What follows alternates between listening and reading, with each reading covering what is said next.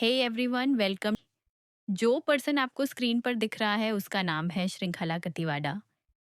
ये एक यंग और ब्यूटीफुल वुमन है जो सोशल मीडिया पर काफ़ी फेमस है। उसका लाइफस्टाइल बिल्कुल रॉयल है। ब्रांडेड बैग्स, लग्जरी कार्स और फॉरेन वेकेशंस। श्रृंखला ने एक टॉप यूनिवर्सिटी से अपनी स्टडीज़ भी कंप्लीट की है। अब आप सोच रहे होंगे कि हम इनके बारे में क्यों डिस्कस कर रहे हैं। रीज़न ये है कि श्रृंखला के फादर नेपाल के एक पॉलिटिशियन हैं।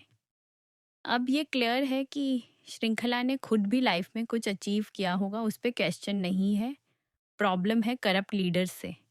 ऑन रिकॉर्ड उनकी सैलरी ज़्यादा नहीं होती, पर एक्चुअल में उनकी वेल्थ इतनी बड़ी होती है कि फैमिली भी उससे बेनिफिट लेती है। लाइफस्टाइल, अब्रॉड एजुकेशन और करियर सपोर्ट तक। दूसरी फ़ोटो में जो लड़की है उसका नाम है अंजिला बसनेट। अगर प्रोनाउंसिएशन रॉन्ग हो तो सॉरी। इसके फादर भी एक सीनियर पॉलिटिकल फिगर हैं। और जो बाकी इमेजेस आप देख रहे हो वो भी पॉलिटिशियंस के किड्स के ही हैं। ये सब गुची आउटफिट्स पहनते हैं, ब्रांडेड हैंडबैग्स फ्लॉन्ट करते हैं, कॉस्टली कार्स चलाते हैं और बार बार फॉरेन ट्रिप्स पर जाते हैं। कुछ तो परमानेंटली ओवरसीज सेटल भी हो गए हैं। ऑक्सफोर्ड जैसे यूनिवर्सिटीज़ में पढ़ाई करना इनके लिए आम बात है। पेरेंट्स इन्फ्लुएंशियल हैं तो प्रिविलेज तो ऑटोमेटिकली मिलेगा। ये हर कंट्री में होता है। लेकिन नेपाल में इश्यू है कि करप्शन अपने पीक पर है। ग्राउंड लेवल पर रियलिटी ये है कि कॉमन सिटीजन्स टैक्सेस भरते रहते हैं और करप्ट पॉलिटिशियंस और रिच बनते जाते हैं। जो पैसा देश की ग्रोथ में इन्वेस्ट होना चाहिए वो उनके पॉकेट्स में चला जाता है। रिच और पुअर के बीच का गैप और बड़ा हो रहा है। गरीब और प्रेशर में आ रहे हैं। आम आदमी हैवी टैक्स भर रहा है, लेकिन उसके बदले में उससे कुछ रिटर्न नहीं मिलता। नेपाल का पर्सनल टैक्स रेट 1 से 19 तक जाता है, जो बहुत हाई है। अगर इतना बर्डन पब्लिक पर डालोगे और पैसा डेवलपमेंट में यूज़ नहीं होगा तो प्रोग्रेस कहाँ से आएगी।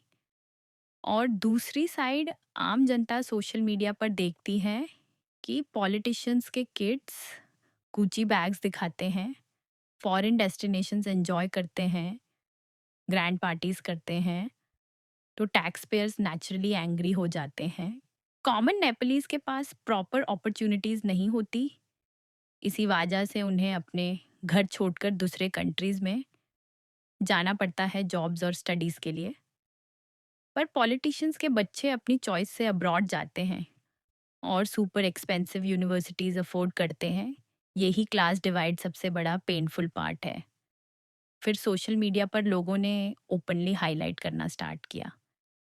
एक क्रिएटर ने टिकटॉक बनाया जिसमें पॉलिटिशियंस के किड्स का लग्जूरियस लाइफस्टाइल और फोटोज कंबाइन करके म्यूजिक के साथ दिखाया।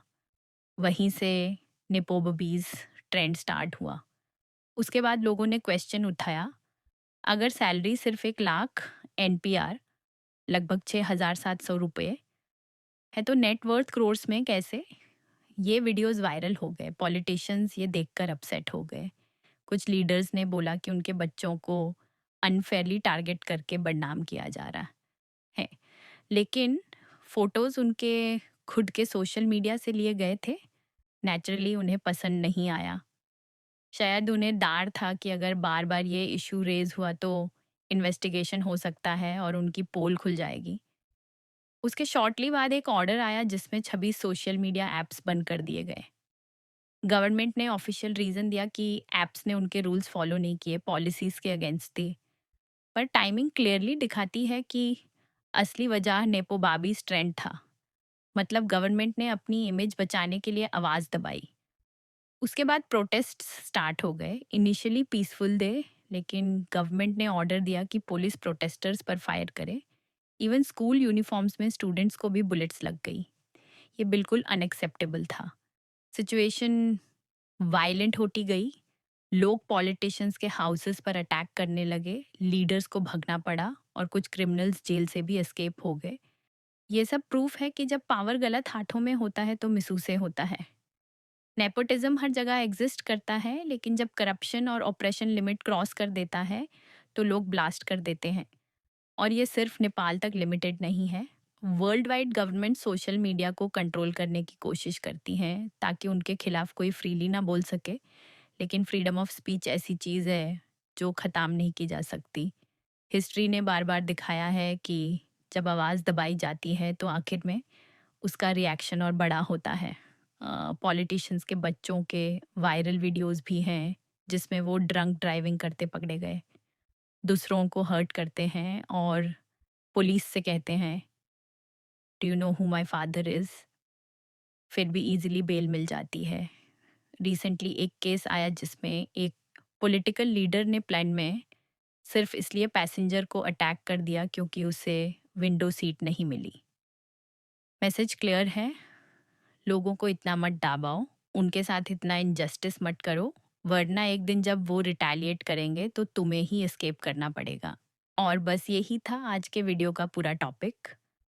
जो सिचुएशन नेपाल में हुई वो एक वार्निंग है कि करप्शन और नेपोटिज्म जब लिमिट से ज़्यादा हो जाता है तो लोग चुप नहीं बैठते। आज के टाइम में ट्रांसपेरेंसी और अकाउंटेबिलिटी ज़रूरी है। लीडर्स अगर सिर्फ अपने फैमिली के लिए काम करेंगे और देश को इग्नोर करेंगे तो कॉन्सिक्वेंसेस हमेशा खुद उनको ही फेस करने पड़ते हैं। सोचने वाली बात यह है कि अगर एक कंट्री के यूथ की आवाज़ सिर्फ इसलिए दबाई जाती है क्योंकि वो सच बोल रहे हैं तो फ्यूचर किस तरफ जाएगा। ये सिर्फ नेपाल का सवाल नहीं है, ये हर उस देश के लिए एक मिरर है जहाँ पर पावर मिसयूज़ हो रहा है। और इसी मैसेज के साथ हम इस वीडियो को एंड करते हैं।